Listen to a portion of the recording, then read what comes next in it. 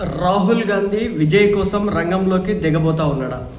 Already టీవీకి వాళ్ళు చేసే రచ్చ కంటే కూడా కాంగ్రెస్ వాళ్ళ రచ్చ అయితే ఇప్పుడు తమిళనాడులో ఎక్కువైపోయింది. ఎందుకంటే ఒక పక్క డిఎంకే ఏఐడిఎంకే కలిసి రెండు పార్టీలు కలిసి అక్కడ గవర్నమెంట్ను స్థాపించే విధంగా వ్యూహరచన వేసుకుంటూ వెళ్తున్నాయి. ఆల్రెడీ ఏఐడిఎంకే వచ్చేసి బీజేపీతో పొత్తులో ఉంది కాబట్టి ఇప్పుడు డిఎంకే కూడా వాళ్ళతో పాటు వెళ్ళిపోతే కనుక ఎలాగో కేంద్ర ప్రభుత్వంలో బీజేపీ ఉంది. సో దానికోసం అని చెప్పేసి ప్రస్తుతానికైతే ఈ టైం ఏదైతే ఉందో అది గవర్నర్ గారు కంప్లీట్గా దాన్ని పక్కకి నెట్టే ప్రయత్నం చేస్తూ ఉన్నారు. సో ఆ టైం మొత్తాన్ని కూడా ఇటు డిఎంకే కావచ్చు ఏఐడిఎంకే కావచ్చు రెండు ఉపయోగించుకునే విధంగా చేస్తూ ఉన్నట్టుగా తెలుస్తుంది. ఇలాంటి క్రమంలోనే రాహుల్ గాంధీ రంగంలోకి అయితే దిగాడట.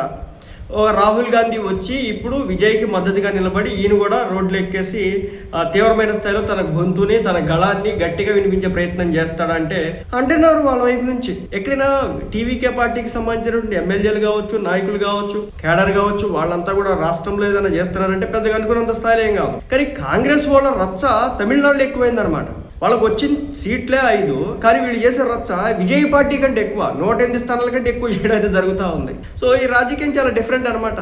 రాహుల్ గాంధీ తమ్ముడు నేను నీ కోసం వచ్చేస్తున్నా అన్నట్లుగా ఉంటే టీవీకే పార్టీ మాత్రం వద్దన్నా ఏదో మేము చూసుకుంటాం అన్నట్టుగా చూస్తూ ఉంది. ఎందుకంటే టీవీకే కూడా మంచి రాజకీయ గేమ్ ఆడుతుంది. ఎంత రాజకీయ గేమ్ అంటే డిఎంకే ఏఐడిఎంకే పొత్తు పెట్టుకొని గవర్నమెంట్ని స్థాపిస్తే కనుక మా దగ్గర ఉన్నటువంటి ఎమ్మెల్యేలు అందరి చేత రిజైన్ చేయించేస్తాం, రాజీనామా చేయించేస్తాం. రాజీనామా చేస్తే మళ్ళీ ఎలక్షన్స్కి పోవచ్చు. ప్రతిపక్షమే లేదు కదా, ఇంకా అక్కడ ప్రతిపక్షమే లేదు కదా, ఇంకేముంటుంది? అయితే రాష్ట్రపతి పాలన, లేకపోతే కనుక ఎలక్షన్స్. సో రాహుల్ గాంధీ వచ్చి ఇప్పుడు విజయ్కి అండగా ఉన్నా కానీ పెద్ద వచ్చి లేదు. వాళ్ళకే అక్కడేం లేదు, విజయ్ పార్టీకి ఏం చేస్తారు వాళ్ళు, కాంగ్రెస్ వాళ్ళు. సో ఇదనమాట మొత్తానికి రాహుల్ గాంధీ ఎంట్రీ తమిళనాడులోకి రాబోతున్నట్టుగా తెలుస్తుంది. ఒకవేళ వస్తే కనుక నష్టమే తప్ప లాభం అయితే లేదు. ఇదంతా ఎందుకు?